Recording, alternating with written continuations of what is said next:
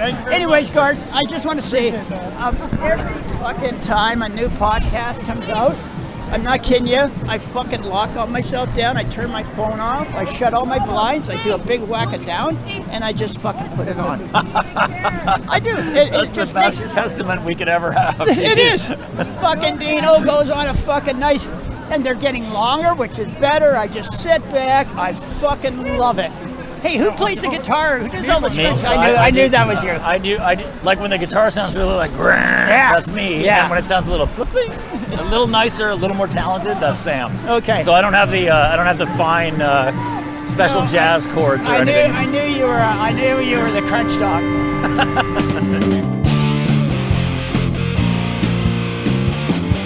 I'm Garth Mullins. This is Crackdown. Episode 11, The Year That Nothing Happened.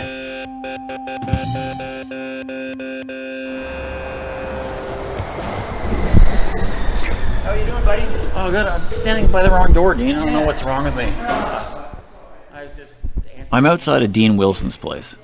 Dean's a heroin user, an activist, and a member of Crackdown's editorial board. One of our producers recently called Dean. She wanted to chat about 2019. To see if he had anything we could use for our year-end episode. And Dean says his wheels have been spinning ever since. She asked me about this year, and it's got to be the most disappointing year I've ever spent in harm reduction. To tell you honestly, we've achieved absolutely fucking nothing. Absolutely nothing. I'm incredibly depressed about it. Yeah. Okay. To tell you honestly. Yeah. I just got this running now. Yeah, since that's you were fine. That's fine. Jumping right into it. Yeah. We kind of decided this would be maybe the point of this episode is to make that kind of statement. You know. Okay. I'm in. Yeah. Put your bag right there. If Thanks. You wish. Will do. Okay. And do you want a coffee, young man? Oh, I wouldn't say no. Thank Okay. you. And cheers. You mind if I turn off the telly here? I'll kill it right now. Oh, all right. Yeah, no problem. If this is the worst year Dean can remember, that's really saying something. He's been around forever. Dean started doing heroin when he was 12, and he says it's the first time he ever remembers feeling normal. And by the 90s, Dean was a fixture on the downtown east side. And I feel that for many years I was part of being I was a bad drug dealer who preyed on people, especially if you owed me money and shit. And so I've come full circle too. I've realized that side of the fence I was on in the drug thing, it was not good. Today, Dean is best known for his activism. He cut his teeth during the city's first crisis in the 90s, when fatal overdose, HIV, and Hep C rates all spiked.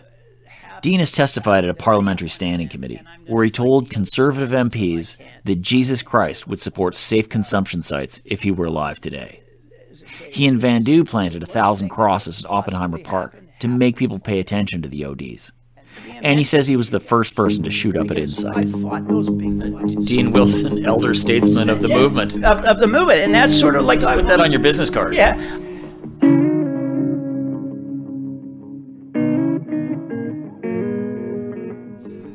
I really just think this year, as professionally, has been the worst year I've ever fucking spent. We achieved literally nothing. I mean, it's like we're acclimated to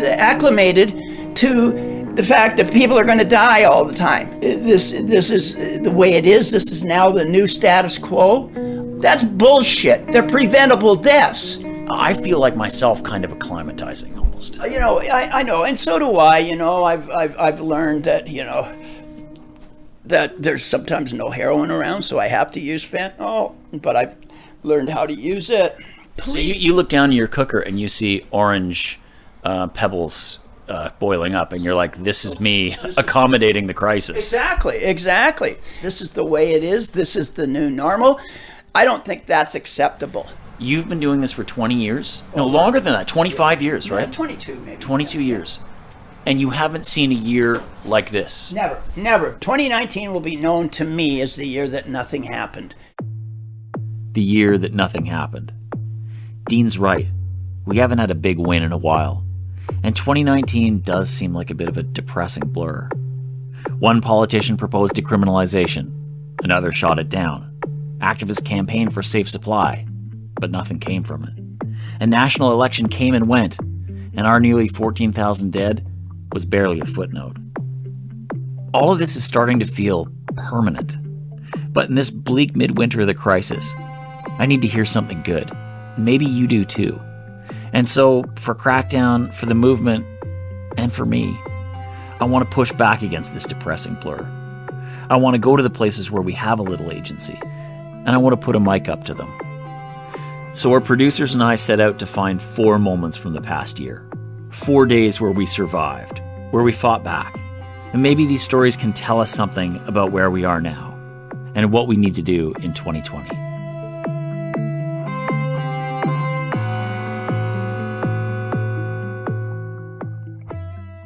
Chapter 1, Sunday, June 23rd.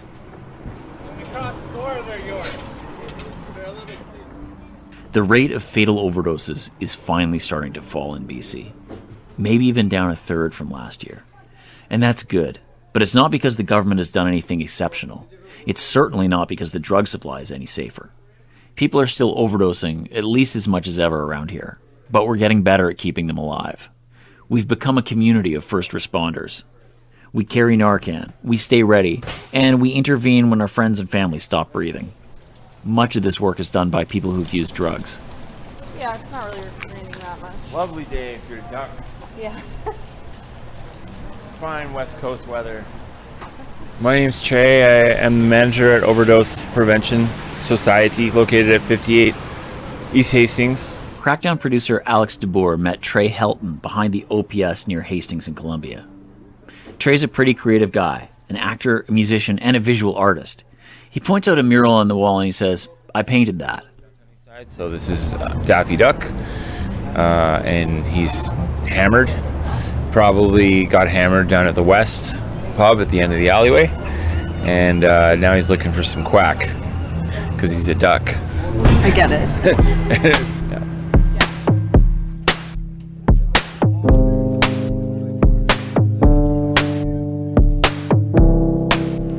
Could you tell me where you're from? I'm from here. I grew up in Richmond, British Columbia. I went to Jane Burnett High School. Go Breakers, go! And came over to East Van pretty quick as soon as I dropped out. I dropped out of high school, and I've been here ever since. After dropping out, Trey would meet up with friends and play bingo at the Pacific Pub, where they had $2 pints. Trey was also playing in bands, the Neo-Nasties, the Young Offenders, and the Fuck You Pigs. Ever since I was a kid, I've had a problem with the pigs. But from my first experience, it hassled me and my friends. A lot of the people Trey is close to, his friends, his bandmates, his family, they do drugs. It's a huge part of his world. The first time Trey shoots heroin, it was with his brother. And it just worked for him. I'm okay with being called an addict. Some people don't like it. I love drugs. Drugs love me. And I like to drive fast. I drive a red car instead of a blue car. And if it feels good, I'll probably abuse it. And if one of them feels good, I'll use like 10 of them. And that's just me, right?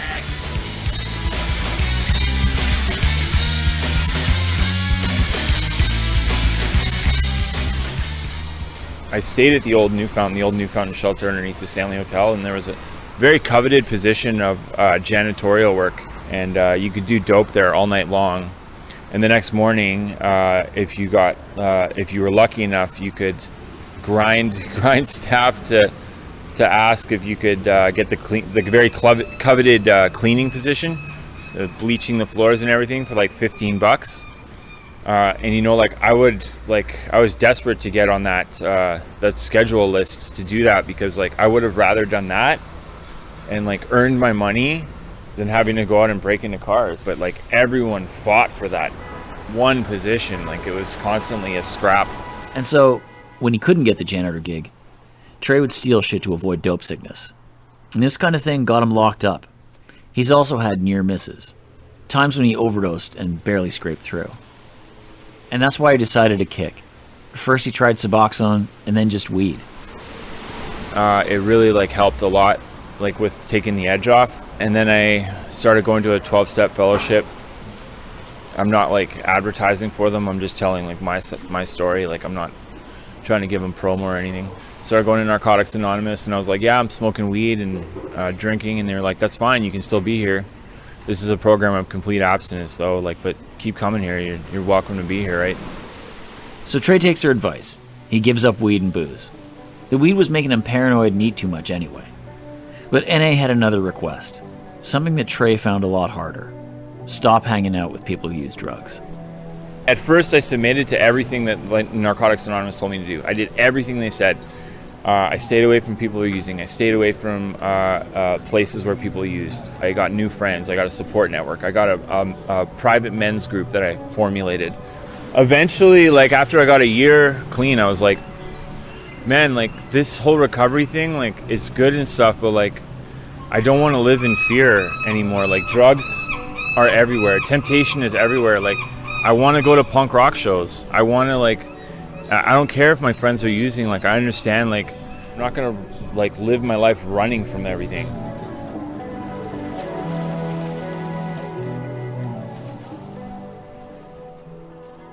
In February 2018, the overdose crisis is raging on. Trey's working as an actor, but it's not quite paying the bills. Back when he used heroin, he used to go to Inside a lot. And Trey says it looked like a cool place to work, partly because the staff had tattoos and wore band shirts or whatever. They didn't have to look all corporate. And so Trey decides to work at the Vancouver Overdose Prevention Society at 58 East Hastings. Pretty much anyone who's used drugs can get the job, but the pay isn't great. $10 an hour. So you can work a 5-hour shift, get $50 the next day. It's basically the highest living wage we can go without it being declared livable assets. It's not very much, but it's meant to be that way so that you don't have to declare it on welfare or disability, and it's a safe hustle.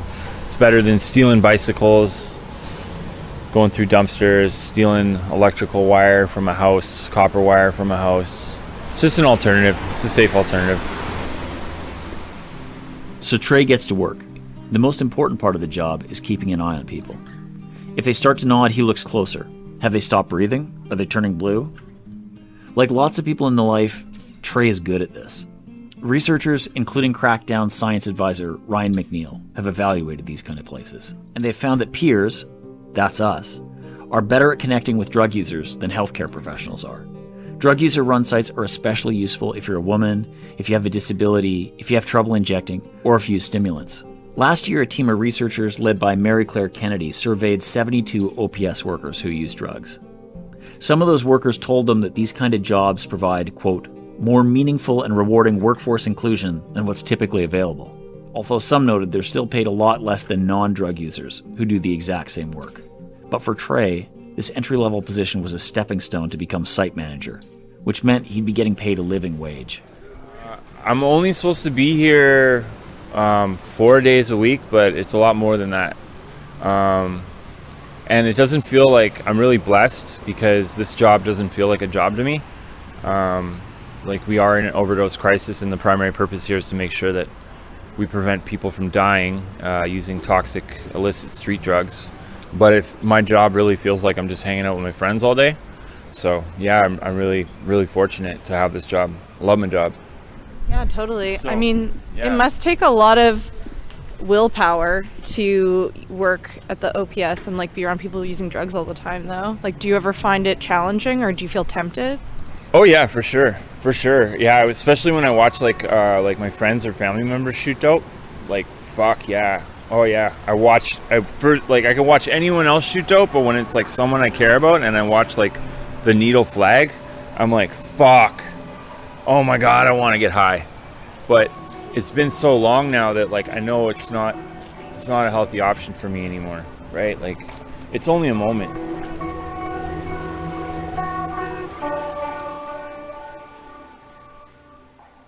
Reversing overdoses is emotionally grueling work, especially for people who've used drugs.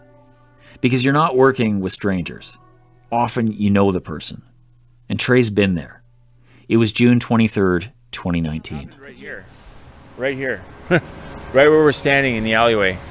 It was in the summertime while we were doing this Time Flies Chasing Dragons mural, and I had the projector out I had to stand out here watching the projector and all the gear so that it didn't get stolen. And it was like totally random. Like it was almost like serendipitous. I don't use that word very much, but it was totally random at like 3:30 a.m. in the morning. And I recognized him right away, like his stance, the way that he was, just down a little over there where the Bugs Bunny graffiti is. And I saw his silhouette and I was like, that's my brother. The way that he's like moving around, and then all of a sudden he just went bam, flopping around like a fish, and he OD'd right in front of me. And I ran over there with naloxone kit and assisted, right?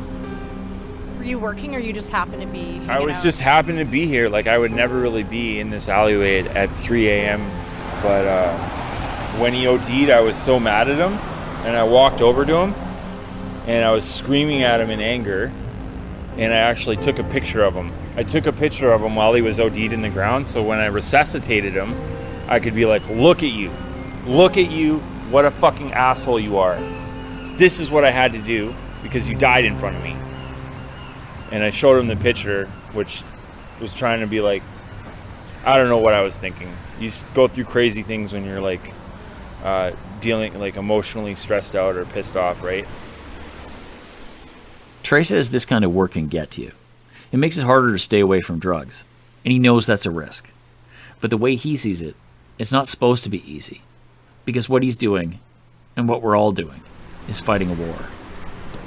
The Canadian government, like they don't want to use the term frontline worker anymore because it's, stigmatizes that we're in a drug war. They don't want to say combating the opiate crisis. But it is like a war. Like no matter how you want to dress it up, like I am aware that I'm desensitized. Like I'm quite desensitized to a lot of things. Like I talk about my day at work to like some of my friends, and they're just like shocked. Like it's like their jaw is dropped. And they're like, how do you do that? You just got to keep moving forward. Pick yourself up, get to the next person, help them, and then address later if need be.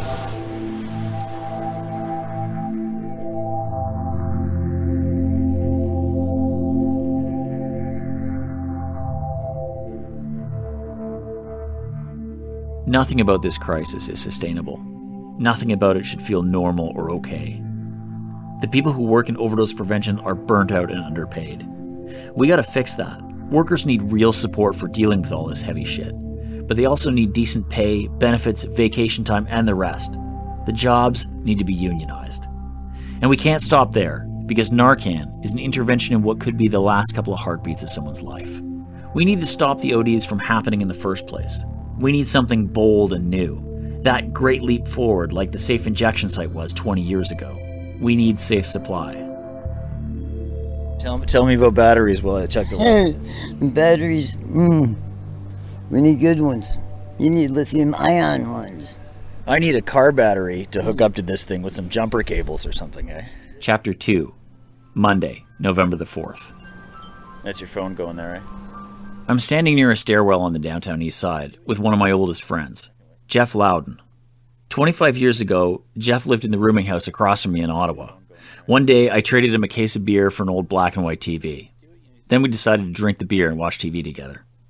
We've been good friends ever since, and we've never really been able to keep a low profile. That security person there was eyeballing us when they were... What else is new? I get eyeballed no matter what I do, where I am, right? It's mad, you never seen a freak before? Well, she probably thinks we're checking out the cars here. And we're just recording our conspiracy of crime while we do it. That's it. We're making a new fucking crime fucking show. How to steal a car. As Jeff says, he's used to authority figures being suspicious of him. Actually, that's a hell of an understatement. Jeff's life has been fucked with by Canadian authority figures since the very start.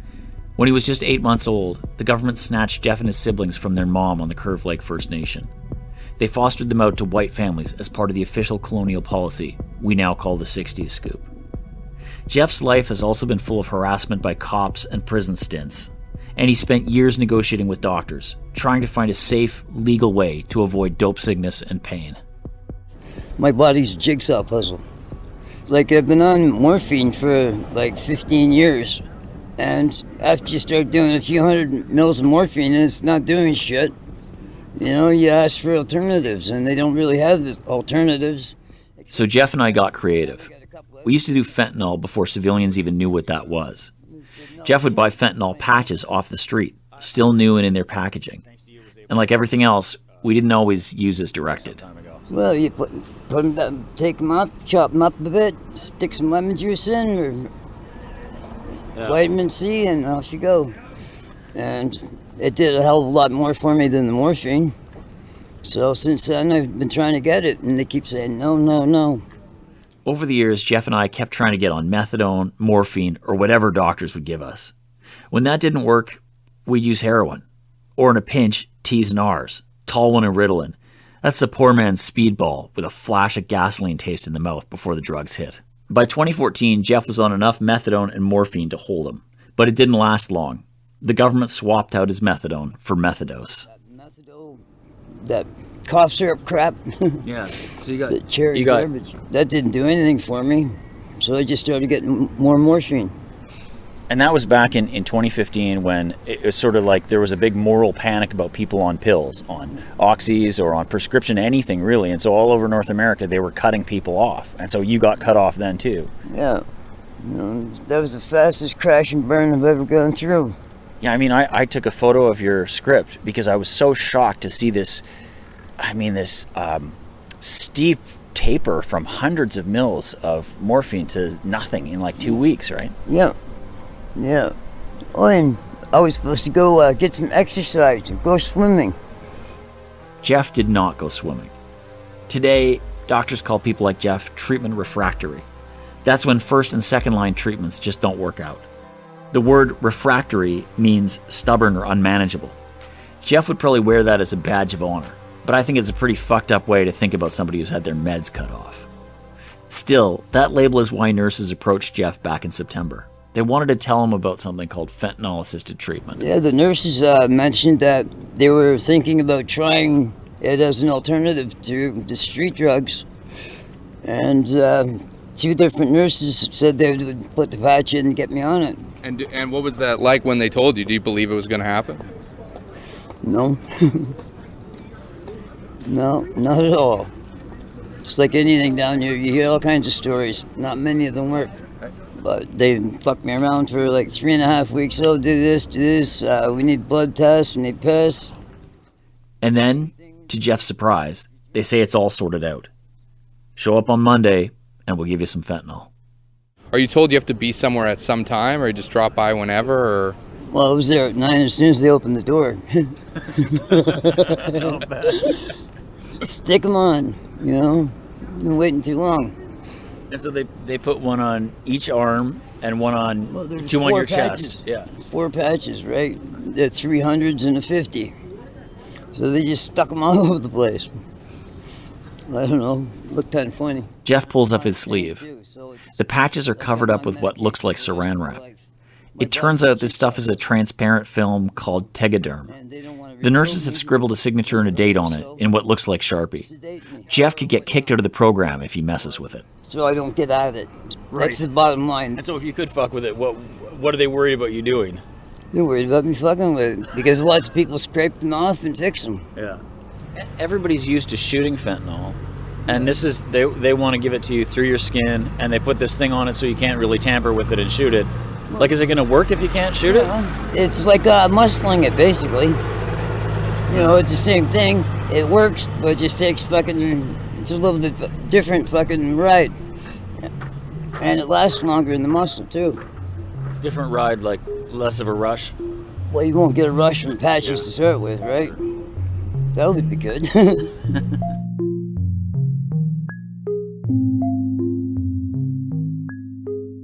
This fentanyl-assisted treatment program is a tiny pilot. Only 8 people in the city are on it. It's part of a patchwork system we have here in Vancouver. It includes a small heroin clinic and a dilly program. These things really help people, but they all have long waiting lists. There's no question. We gotta scale them up. But we also need to be fighting for something more. For a safe supply, not just treatment. The difference is simple. Treatment is based on the disease model of addiction. It's all about fixing us. And maybe that means trying to get us to use a different drug. something that causes less euphoria. Maybe it means making us use a smaller dose, or taking a pill instead of shooting it. Maybe it means forcing us to go on some kind of therapy, or dogmatically monitoring whether we divert our drugs. Maybe it means threatening to kick us back to street drugs if we misbehave. A safe supply would be different. It would mean replacing our black market drugs with the closest pharmaceutical version. My friend Guy has a good line about this. The medical system really needs to meet us where we're at, but instead, we're meeting them where they're at. Can you feel the gap being closed? Like, can you feel it getting less? Like the gap between what you're on and what you need? Yeah, I feel a little better with it, the fentanyl, but it's got a little ways to go yet. Sometimes I feel like a bag of shit. They're doing something, but not quite enough. Like I said, I'm at 550. I think the maximum they go is 6 1/4, but I think they're going to have to do better than that. Yeah, you're going to top them out, eh? I think so. So, I don't know. There's hope, but they better hurry up. And do you trust them, like the doctors? I ain't got much choice, do I?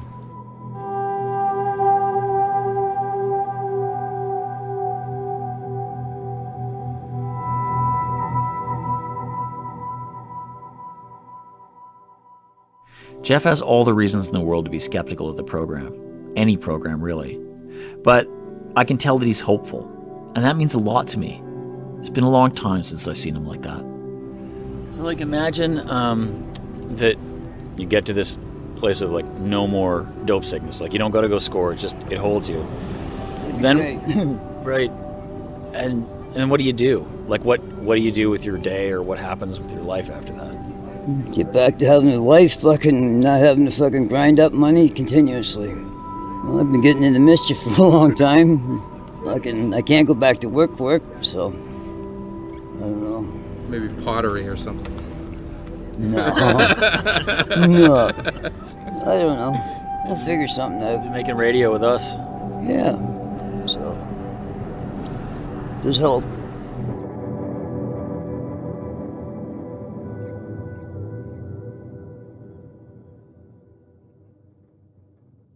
Chapter 3, Wednesday, June 5th. If we want a safe supply, we're going to have to do it ourselves. We can't wait for governments to just change their mind. We have to fight for it. But that's easier said than done. Drug users can get shit done when we get together and organize. But alienation, stigma, and self-doubt too often hold us back. The first step is always just convincing ourselves that we matter. My name is Hugh Lampkin. I am the current vice president of Vandu. He was in his 50s. He's got short salt and pepper hair and a neatly trimmed beard. He's been active with Vandu for over a decade. For me, when I started using drugs, at 7 I was abducted, and at 8 or 9 I had another pedophile who got his hands on me, and and other things of that nature where I was constantly being picked at school. It was pretty tough. I'm not saying poor me. Never have I ever used that as an excuse, but when I started using drugs, it enabled me to sort of relax, forget about that, and I was able to cope. Hugh moved to Vancouver when he was in his 40s. He was in a rough place at that time. He's working a job that he didn't like, and he got fired. And he said he was having a really hard time trusting people. He still had a lot of unresolved trauma to work out from his childhood. That was not the straw, but it was the straw before the straw. The straw that really did it for me was, I had a friend of mine, and I've known him for like long time. We grew up in the streets in TO together, and been through a couple of things. And so one day I just wanted to try something. I was going to tell him, just a couple of things what happened, just because I've listened to him, and we've talked back and forth with things. And then he stopped me and he goes, man, I don't care what you got to say, just show up for work. And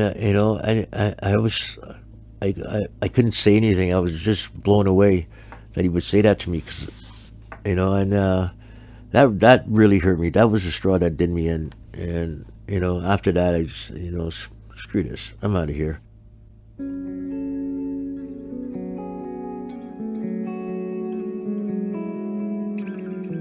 And so Hugh decided he was going to check out an intentional overdose. I remember my legs giving out, like getting really rubbery and giving out, and then everything went black.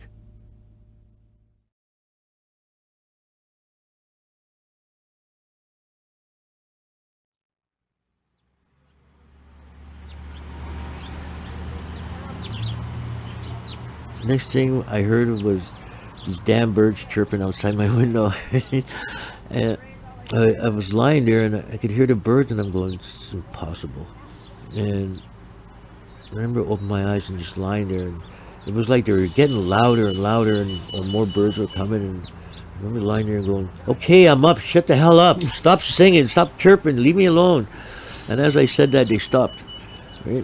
And I got up and I walked to the balcony, opened it up, and a bunch of the birds flew away, and just one bird was left on the branch, and it sort of just looked at me and looked at it, and it just chirped and then flew away.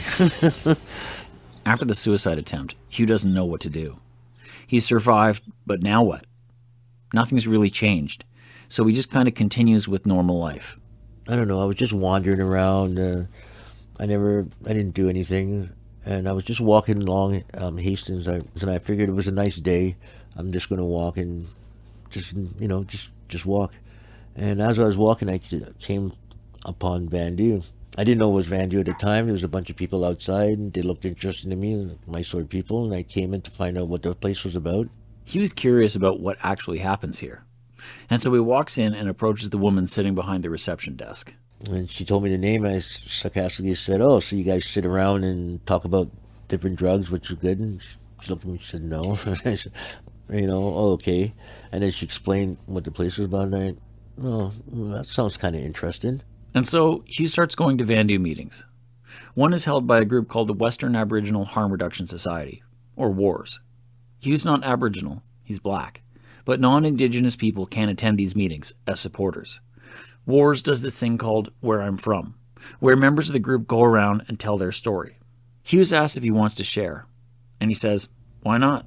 So I'm up here, I'm up in the front, and there's about 30 people in the group, and I'm talking to the group, and all of a sudden I realized what I was talking about. I was talking about my life and what happened to me as a child, everything. I didn't leave anything out. First time. First time. And the first time I do it, I'm in front of 30 people, right? Now, I stop for a second and I'm thinking to myself, and it very quickly it dawns on me that nobody is doing anything I thought that people would do. And I was looking at people, and a lot of people were like shaking their heads, and I realized people they were saying yeah, and some people were like speaking and saying things pertaining to their lives. And a couple of people had tears in their eyes and stuff like that. And all of a sudden, I felt something. And as I was looking and talking, I could see two layers. The top layer where I always looked had a sort of dark and hazed over. And then it was being lifted. And as it was lifted, I could see it was bright. And as it got brighter and brighter and brighter like this weight that was sitting on me for all my life.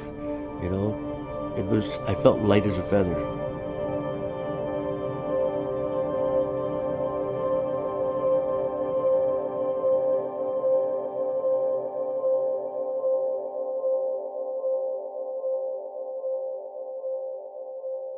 Lots of activists and organizers have had moments just like this. If you listen to our show this year, you've already heard some of their stories. It's a realization that you matter. Your life, your experiences, your suffering, your dreams. And once you realize that, you get angry. Angry at the hostility you've faced all your life. Angry at the way other drug users are treated. Angry at the inhumanity of the drug war, and angry about what's going on in places like Maple Ridge.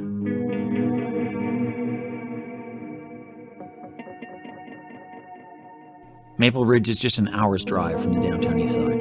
It's a suburban place where the war on drugs is more openly hostile.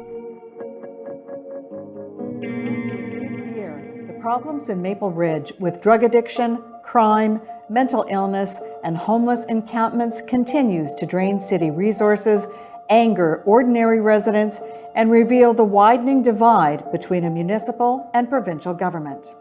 That sounds like the news, but it's from a video that the mayor of Maple Ridge uploaded to YouTube. It's a long interview with a PR agent. She introduces the mayor. Maple Ridge Mayor Mike Morden is on the front line in the battle of political wills. Elected in a landslide victory just a few months ago, he campaigned on a promise of putting an end to the city's illegal tent city, getting people the help they need to move forward in their lives, to restoring law and order, and to once again returning Maple Ridge into a safe, livable community for its citizens. Today, Mayor Morden tells the interviewer that, quote, Maple Ridge doesn't have a homeless problem, it has a drug problem. And he's going to fight it. About 80% of the population that's out there on our streets is addicted to fentanyl. And I see us becoming, for some reason, a hotspot in the Lower Mainland for people coming here to carry on doing drugs and basically raping and pillaging all of our community and our businesses, and that's got to stop. Maple Ridge's war on the poor has been going on for a while, since before Morden took office.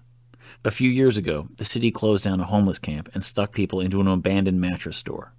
And then they closed it down, and people built a tent city called Anita Place. Now Morden wanted to close that down too. There's a common story from many low-income people in Anita Place and who have been homeless and low-income in this community a long time about being attacked in the street. This is Ivan Drury, a housing activist with the group Alliance Against Displacement. He's speaking at a rally in Maple Ridge earlier this year. Having bottles thrown at them, sandwiches, eggs, buckets of water in the winter. Local vigilantes are even known to shoot people from their cars with paintball guns. They seem to like to use frozen paintballs because it hurts more. Anita Place became an important sanctuary for people, particularly for drug users. They ran their own OPS in the camp. The residents watched over each other and stocked Narcan in case of overdose. They stored harm reduction supplies in the front room of this guy named Dwayne Martin's cabin. For a lot of people in Maple Ridge, even people who don't live in the camp, this was the only option. And in over 2 years, there had not been one fatal overdose in the camp. It looked really good. Very, very nice. Just built. The people there were, decent people, trying to get through life, but a lot of them used. And, with the fentanyl crisis on, a lot of people they want to use safely. They don't want to die, right? And regardless of what people say, I think people have the right to have that. This is what remains of our places, our belongings. Just after noon, police and fire officials moved in. My job is survival. Residents tried to defend their adopted homes, but to no avail. We're fighting to stay in a rat-infested area here. This is what I'm fighting for. Campers took what they could carry and were directed to go to a new emergency shelter site a few blocks away. In March, police stormed Anita Place and forced people out of their homes. Drug users lost the one place in town they felt safe. A few weeks later, a man who used to come to Anita Place was found dead by an overdose in a ravine. His name was Jay. Right away, Anita Place residents and the Alliance Against Displacement came up with a plan. They're going to stand up to Mayor Morden in the city, and if necessary, they're even willing to get arrested. The residents call on Hugh and Vandu for help, because they know how to run an unsanctioned OPS. So we were going to just go there and set up the OPS outside and man it, and have, if people wanted to use it, we had people there who could man it. On the morning of June 5th, Hugh and other members of Vandu drove out to a provincially owned lot in front of a modular public housing complex in Maple Ridge. The activists brought a journalist and a lawyer. They had a pickup truck with plywood stacked in the bed. Someone had even mowed the lawn the night before. They were ready. We set up on the lawn outside, a little tent. The group unloads the plywood and lays it on the freshly cut grass. They start hammering. I followed the action on Twitter. The sound of those hammers, fucking A. I can't tell you how invigorating it was. The activists were moving so fast. In almost no time, they had the tent set up. They put up a table and piled up the boxes to rigs. There was these ladies, I forget what they were called, Mothers Against... Oh, Mom Stop the Harm. Yeah, Mom Stops It, yeah. There was a couple of them that were there, and they were singing some tunes and stuff like that. After so many times, after such experience.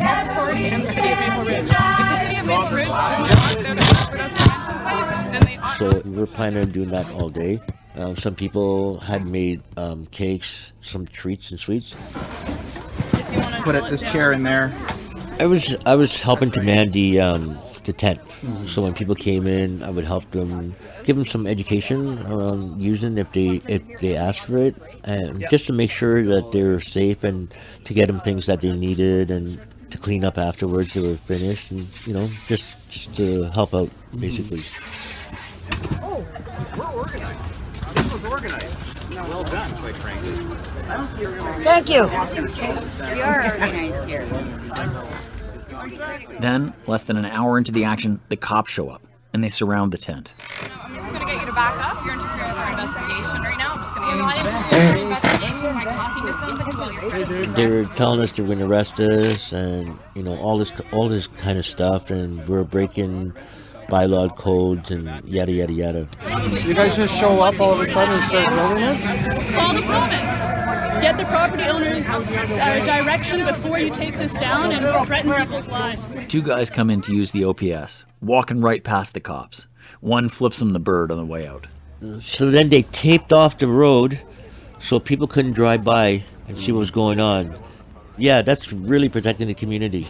People who are trying to do something in their community to help save lives. Let's get priorities straight here. About 3 weeks ago, we found out what was happening here. Vancouver's always been behind communities and things of that nature for to help the poor drug users.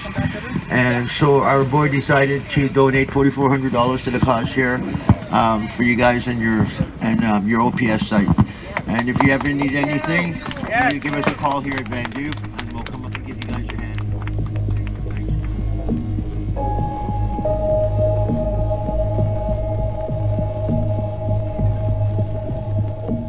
There's a standoff.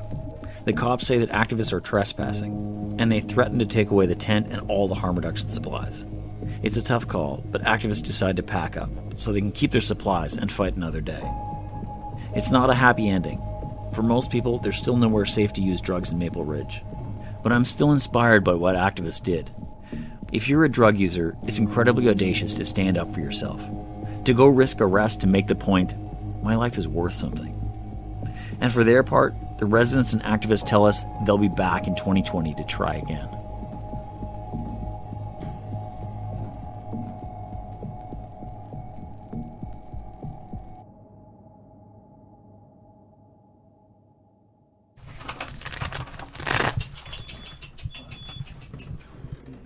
Come here. Hey. Come on, come see Chapter 4, Wednesday, October 23rd. Hey. Come on, come see Mom. We're upstairs at Vandu with Crackdown editorial board member Simona Marsh and her dog, Ollie.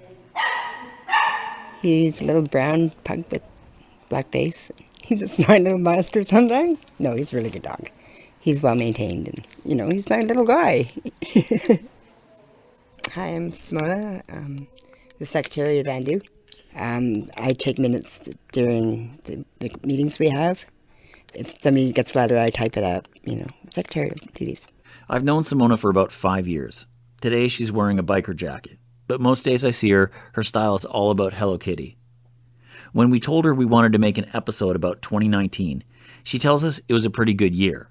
She says she recently got a gig at a conference. Her job was to help people from out of town connect to a safe supply of drugs. That was really important. We've lost people this way. In 2017, harm reduction activist Rafi Balian died at a conference out here.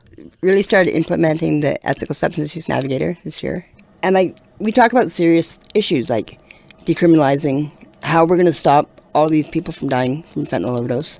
Simona pets Ollie's head as he sleeps. It's funny just how different they are. Ollie barely moves, but Simona is zippy, especially if you catch her on her bike. I had a little GT Aggressor, which is like a little kid's mountain bike. It was neon green and black. It was nice. Just my size. A few months ago, on Wednesday, October 23rd, Simona was riding her bike to work, just passing Save on Meats on Hastings Street. The road was all the concrete on the sidewalk. It was all broken up. So my bike tire got caught in a groove, and right at 58 West Hastings, my bike stopped and I didn't. When I was in air, I knew it was like, oh. But, as soon as I hit, it was so weird because I didn't feel no pain, no nothing, right? It didn't hurt until I tried to go grab my phone. And, couldn't stand up, so I was just pulling myself, and then when I was pulling, my leg was just like staying there. Simona is lying on the sidewalk. She realizes that her kneecap isn't in the right place. She can't stand up at all. Somebody calls the ambulance, and while she's lying there, Simona sees one of her friends. Simona calls him over and asks if he can help her shoot up. I go to my buddy, hurry up and drug me. He's like, the ambulance is coming. I said, well, it's a damn good reason why you should hurry up. Because he couldn't do it after the ambulance got there. And then I'd have to go there straight, right? Yeah. The ambulance came and asked me, do you do drugs? And I'm thinking, what kind of question is that anyways? I'm sitting here. Obviously, I can't move my leg. Something's wrong with my leg. What does me doing drugs have to do with prostitution China? You know, like, just doesn't make sense. Simona's taken to the hospital and x-rayed. It turns out she'll need multiple surgeries. She's not going to be able to walk for months, and she has to stay at the hospital for a few weeks. Her friends bring Ollie around so that she won't feel so lonely. This would have been a bad day for anyone, but the bike accident put Simona into a genuinely terrifying situation. Like a lot of Vancouverites, Simona is trying to get by in the midst of a brutal housing crisis. At the time of the crash, Simona lived in an SRO, one of the last affordable rooms in the city. But like a lot of these places, it didn't have a working elevator, and she lived on the top floor. There's only stairs, right? Like, right off the bat, you have to walk up like a huge flight of stairs. So I couldn't do that. Yeah, what did that mean with your... That means I'm not staying in my room anymore. The social worker, she comes, she's like, well, you can go to triage, you can go to lookout, or you can go to the Yukon shelter. She's like, which would you prefer? I'm like, well, actually, I'd like to go stay at the bridge. She looks at me, she's like, Simona, you know, you just can't pick up a phone and get right into the bridge. That's not how that works. The bridge is a women's-only shelter. Simona has friends who live there, and she knows residents get their own rooms. This is when I started to get really worried. Shelters can be a rough ride, and some would rather not stay there at all. A lot of us thought there was a real chance that Simona would end up on the street. So people started to make calls. It turned out that someone knew someone who could pull some strings, and so Simona was discharged from the hospital into the bridge. She says on the way out, the hospital gave her a rickety old wheelchair. A real piece of shit. The one wheel would, like, skip. Yeah, it was like, yeah, no. So I wouldn't buy this. Where'd you buy this thing? Online. I'm not telling you how much, though, because it's none of your business. Sorry, that's a rude question, yeah. Yeah, kind of. Could you describe it for people who, I mean, obviously nobody can see what we're talking about. It looks kind of cool. What is it? It's a Cobra, I think. I don't know. It's a scooter. Like an old man scooter. Simona gestures down at her silver Cobra. I guess it's the kind of thing that old people use. But Simona owns this shit with her biker jacket. You seem like you're, like, fairly good at backing it up and stuff, and, like... Yeah. Are you learning the ropes? I say that to everybody whose feet I run over. I'm getting better. I just have to remember I have to turn it down to low. The first day I got it, this toggle, I was not going to do it, but it's, like, really touchy. And all over, yeah, see, and I Simona reaches down to the controls to show us what she means. The scooter lurches backwards faster than she expected. Her eyes get wide for a second as she almost pins our producer, Alex. Alex hugs the wall and steps back to the side, narrowly missing getting pancaked. He asked me to add that this all looked pretty graceful. I know that day. And all over, yeah, see, and I get this stupid annoying. See, like that? You seem like you're being a good sport about it, but it must be a pain in the ass. It is a pain in the ass. I really hate not walking. You know, I really hate having to go all the way to where there's a curb so I can go down instead of, you know, can't just run across the street anymore. Can't ride my bike. How long do you think you're going to be in the scooter before you can, like, walk around again? I have another, probably, I think another month before I can put any weight on it. And then we see if the surgery's worked. Simona's story says a lot about what life is like in Vancouver right now. Not just for drug users, but for everyone. It feels like this city is pushing us away, and we're just one bad spill from disaster. This is a place where you really need friends. People who can help you when you get into scrapes, and people to organize, scheme, and mourn with. 2019 was a year when nothing happened, like no big wins. But for many of our colleagues, friends, and family, for Charisse Kiwatin, it was a year where everything ended. In the dark days of December, I really feel their absence. That silence where their voice should be, it rings in my ears. And when I talk to you, I try not to be so bleak and defeated. Resistance needs hope, and you make me feel more hopeful. 2019 was when we started making this show. And now we have so many new friends in our lives. I'm not sure if other podcasts get so many kind tweets, DMs, and emails, but they've helped us when we feel low, and this gives us energy to keep fighting. And so, from everyone here at Crackdown, from Ryan, from the producers, and the editorial board, I want to wish you all a happy new year. Let's make 2020 a year when something happens. Something big. Safe supply. The crisis doesn't stop, and neither do we. Yeah, so this is from my mom. This is Mrs. Mullins. This is jam that she made. I know, I love it. And that's Christmas cake. I love her jam. And that cake, holy jeez, that's the last couple of days anyway. Yeah, so she says Happy Christmas. Yes. I still got to whittle her something for Christmas. I got to do something because she's always sending me this gem and I love it. She would love that. Sure. Can we put on my bike today? Okay, I'll give you a fat. You want your rap? Yeah. Sure. Yeah, we do. What's the word? Crackdown? Yeah, Crackdown. Okay, here we go. 1 second. I got a sick beat. Oh, nice. Now, C-R-A-C-K. Crack. Your favorite phrase, do you want rock? Can you introduce yourself? Yeah. Oh. Crackdown first. My name is rapper Dave. My name is Dave Cohen. I coincide with my life. This is my paradise.